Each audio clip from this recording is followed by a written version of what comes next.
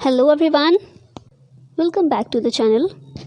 Current affairs special का आज का हमारा टॉपिक है विश्व में खाद्य सुरक्षा और पोषण स्थिति, यानी कि the state of food security and nutrition in the world, जिसे शॉर्ट में कहा जा रहा है सोफी। ठीक है, तो 2020 की ये रिपोर्ट अभी जारी की गई है, तो इसके बारे में कंप्लीट देखेंगे। और कल का हमारा टॉपिक काफ़ी इंपॉर्टेंट था, न्यू एजुकेशन पॉलिसी 2020 की जो आई है उसके बारे में हमने काफ़ी अच्छे से डिस्कस किया था। तो अभी तक अगर आपने वो नहीं देखा है तो जाकर देखिएगा, काफ़ी इंपॉर्टेंट है। अभी आज के टॉपिक की बात करते हैं, सोफी 2020। तो हम क्या क्या इसमें देखने वाले हैं एक बार नज़र डाल लेते हैं। तो सबसे पहले देखेंगे किन संस्थाओं के द्वारा ये संयुक्त रूप से तैयार किया जाता है। उसके बाद रिपोर्ट का उद्देश्य क्या है, रिपोर्ट में भारत संबंधी प्रेक्षण क्या दिया गया है, और साथ ही लास्ट में कुछ सुझाव भी देखेंगे। ठीक है, तो ये सारी चीज़ें हम कवर करने वाले हैं आज के इस लेक्चर में। तो स्टार्ट करते हैं और सबसे पहले कॉन्टेक्स्ट देखते हैं। तो विश्व में खाद्य सुरक्षा और पोषण स्थिति, यानी कि the state of food security and nutrition in the world, एक प्रमुख वार्षिक रिपोर्ट है। ठीक है, वार्षिक रिपोर्ट है, ईयरली है, हर साल इसको जारी किया जाता है। इस वर्ष सोफी 2020 रिपोर्ट में पहली बार एक नए आंकड़े, ये नया आंकड़ा कौन सा है, विश्व में स्वस्थ आहार की लागत और सामर्थ्य, यानी कि cost and affordability of healthy diets around the world, इसके विस्तृत विवरण को भी शामिल किया गया है। तो ये पहली बार है जब आहार के कॉस्ट और अफोर्डेबिलिटी को भी शामिल किया गया। इससे पहले इसे शामिल नहीं किया जाता था। ठीक है, तो ये इसमें खास बात है जो याद रखनी है आपको। अब आगे देखें तो किन संस्थाओं के द्वारा इसे जारी किया जाता है, तैयार किया जाता है। तो कई सारी संस्थाएं हैं। इनमें सबसे पहली है खाद्य और कृषि संगठन, यानी कि food and agriculture organization. Second है अंतर्राष्ट्रीय कृषि विकास कोष, या फिर इसको इंग्लिश में कहेंगे international fund for agricultural development. Third जो संस्था है वो है संयुक्त राष्ट्र बाल कोष, यानी कि United Nations children's fund. Fourth है विश्व खाद्य कार्यक्रम, या फिर इंग्लिश में इसको बोलेंगे वर्ल्ड फूड प्रोग्राम।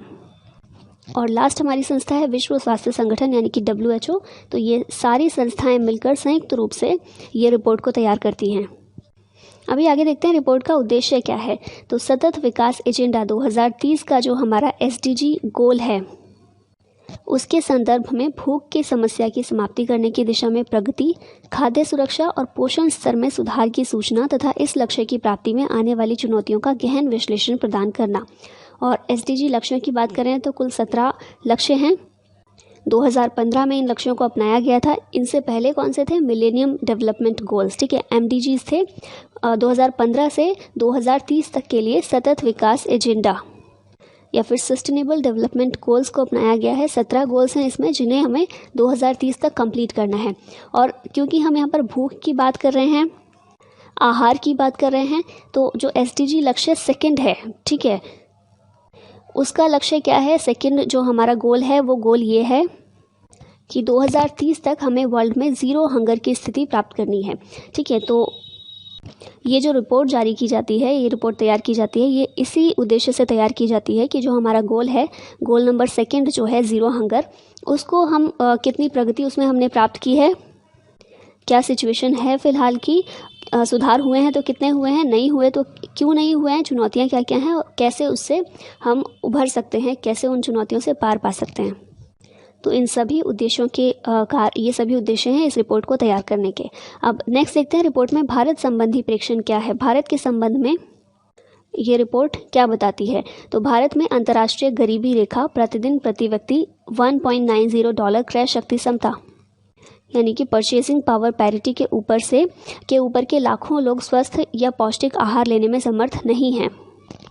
इस विश्लेषण में इस तथ्य की पुष्टि की गई है कि भारत में खराब पोषण की समस्या काफ़ी हद तक व्यक्तियों द्वारा अच्छे आहार को प्राप्त करने में असमर्थता है। इसका कारण पोषण संबंधी जानकारी का अभाव अथवा अभिरुचि या सांस्कृतिक प्राथमिकताएं नहीं हैं। मतलब कि भारत जो खराब पोषण की समस्या का सामना कर रहा है, उसकी वजह ये नहीं है कि लोगों के पास जानकारी का अभाव है, या फिर लोगों की अभिरुचि, लोगों का जो इंटरेस्ट है वो नहीं है स्वस्थ या पौष्टिक आहार में, या फिर सांस्कृतिक प्राथमिकताएं इसका कारण नहीं है, बल्कि भारत में जो खराब पोषण की समस्या है इसका मुख्य कारण है गरीबी। ठीक है, भारत में आधिकारिक रूप से गरीब अर्थात अंतर्राष्ट्रीय गरीबी रेखा से नीचे के व्यक्ति पर्याप्त पोषण युक्त आहार लेने में समर्थ नहीं हैं। इनके लिए स्वस्थ आहार दूर की बात है। मतलब स्वस्थ आहार तो दूर की बात है, उसको तो छोड़ ही दो, जो पोषण युक्त आहार होता है, पर्याप्त पोषण युक्त आहार भी लेने में समर्थ नहीं है। रिपोर्ट के अनुसार कुल मिलाकर 18% दक्षिण एशियाई, मतलब लगभग 546 मिलियन लोग पर्याप्त पोषण युक्त आहार लेने में समर्थ नहीं हैं और 58% दक्षिण एशियाई यानी कि 1337 मिलियन लोग स्वस्थ आहार लेने में सक्षम नहीं हैं। ये सिर्फ भारत की नहीं, दक्षिण एशिया के देशों का बताया गया डेटा।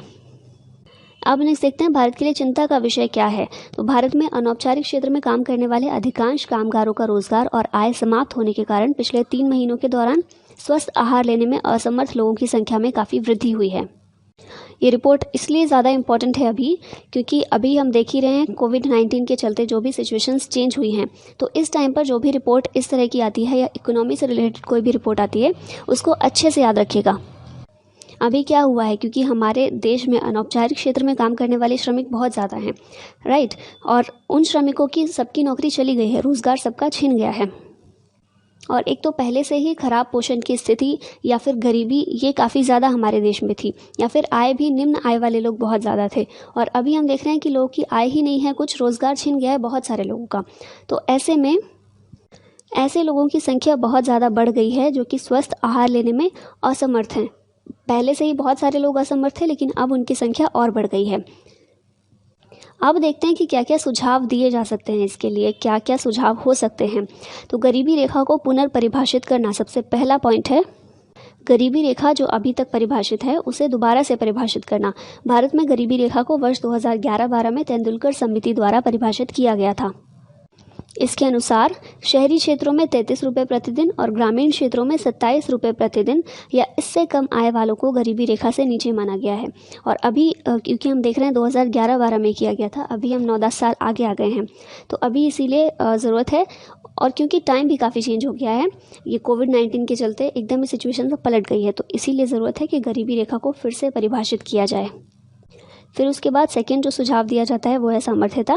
यदि हम कुपोषण और खाद्य असुरक्षा को समाप्त करना चाहते हैं तो हमें स्वस्थ आहार लेने की सामर्थ्य संबंधी समस्या का समाधान करना होगा। मतलब ये समस्या पहले देखनी होगी कि लोग समर्थ क्यों नहीं हैं स्वस्थ आहार लेने में, और फिर उस समस्या को टैकल करने की कोशिश करनी पड़ेगी। ठीक है, तो ये हो गया सुझाव। और अब हम देखते हैं आहार को 3 प्रकार से परिभाषित किया जाता है। मतलब बेसिक कुछ चीज़ें देखते हैं कि स्वस्थ आहार किसे कहते हैं और आहार कितने प्रकार से होता है या किस प्रकार से आहार को परिभाषित किया जाता है। तो कुल 3 प्रकार से आहार को परिभाषित किया जाता है। इनमें से पहला है आधारिक ऊर्जा युक्त आहार, यानी कि बेसिक एनर्जी सफिशिएंट डाइट। इसमें आवश्यक कैलोरी की मात्रा सबसे सस्ते उपलब्ध स्टार्च युक्त अनाज जैसे चावल या गेहूं का सेवन करके पूरी की जाती है। मतलब बेसिक डाइट जो होती है ना, जैसे चावल गेहूं जो हम रेगुलर खाना खाते हैं नॉर्मल सा, वो आवश्यक कैलोरी की मात्रा उससे कंप्लीट करते हैं हम। इस संदर्भ में 30 वर्षीय स्वस्थ युवती के लिए 2329 कैलोरी की आवश्यकता को मानक के रूप में लिया गया है। फिर सेकेंड आहार कौन सा होता है? पर्याप्त पोषक तत्वों युक्त आहार या फिर न्यूट्रिएंट एडिक्वेट डाइट। इसमें आवश्यक कैलोरी मानक तथा 23 मुख्य और सूक्ष्म पोषक तत्व सम्मिलित होते हैं। इस आहार में विभिन्न खाद्य समूहों की न्यूनतम लागत वाली वस्तुओं को सम्मिलित किया जाता है। और फिर लास्ट में आता है स्वस्थ आहार यानी कि हेल्दी डाइट। इसमें आवश्यक कैलोरी मानक और मानक मुख्य और सूक्ष्म पोषक तत्व सम्मिलित होते हैं। इसके अतिरिक्त इसमें कई खाद्य समूहों से तैयार विविध प्रकार के आहार को सम्मिलित किया जाता है।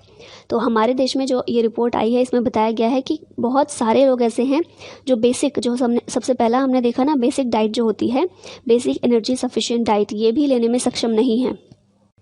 और ऐसे में ये कहा जा रहा है कि 2030 तक जो हमें SDG गोल को प्राप्त करना है, जो गोल नंबर 2 है, ज़ीरो हंगर, इसे प्राप्त करना है तो हमें आवश्यक कदम उठाने पड़ेंगे।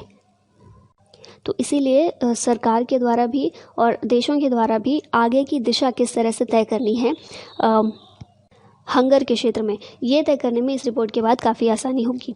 फिर अब लास्ट में देख लेते हैं कि स्वस्थ आहार क्या है। मतलब हमने बेसिक जो डेफिनेशन है वो देख लिया स्वस्थ आहार की, लेकिन अब थोड़ा डिटेल में देख लेते हैं कि इसमें क्या क्या शामिल किया जाता है। तो इसमें 30 ग्राम अनाज, 30 ग्राम दालें, 50 ग्राम मांस, चिकन या फिर मछली और 50 ग्राम अंडे, 100 ग्राम दूध, 100 ग्राम सब्जियां और फल तथा 5 ग्राम तेल सम्मिलित किया जाता है। संक्षेप में एक संतुलित और स्वस्थ भोजन, परंतु किसी भी वस्तु की अधिकता नहीं। भारतीय प्रकार से एक स्वस्थ आहार में 6 प्रकार की वस्तुओं का सेवन सम्मिलित किया जाता है, जिसमें अनाज, प्रोटीन युक्त भोजन में क्या क्या है, फलीदार सब्जियां, मांस और अंडे, इसके अलावा डेयरी, सब्जियां, फल और वसा। तो ये सब कुछ शामिल है स्वस्थ आहार में। और बेसिक जो है बेसिक डाइट में क्या क्या शामिल होता है, तो नॉर्मल चीज़ें जो आवश्यक कैलोरी की मात्रा को पूरा करने के लिए ज़रूरी होती है बहुत ज़्यादा, जैसे चावल, गेहूँ, रोटी, ये चीज़ें, ठीक है। और प्रॉपर अगर हेल्दी डाइट चाहिए तो उसमें ये सब चीज़ें शामिल होती हैं। तो अभी तो पहले हमें देखना है कि बेसिक डाइट जो है वही कंप्लीट हो सके, वही फुलफ़िल हो सके, उसके बाद हम हेल्दी डाइट की ओर कुछ आगे कर सकते हैं, ठीक है। तो ये था कंप्लीट लेक्चर सोफ़ी 2020 के बारे में। आई होप सारी चीज़ें आपको क्लियर हुई होंगी और अच्छे से सब कुछ समझ में आया होगा। और आया हो और वीडियो अच्छा लगा हो तो इसे लाइक और शेयर ज़रूर कीजिएगा। चलिए, तो मिलते हैं नेक्स्ट लेक्चर में किसी नए और इंटरेस्टिंग टॉपिक के साथ। Thank you so much for watching this. जय हिंद।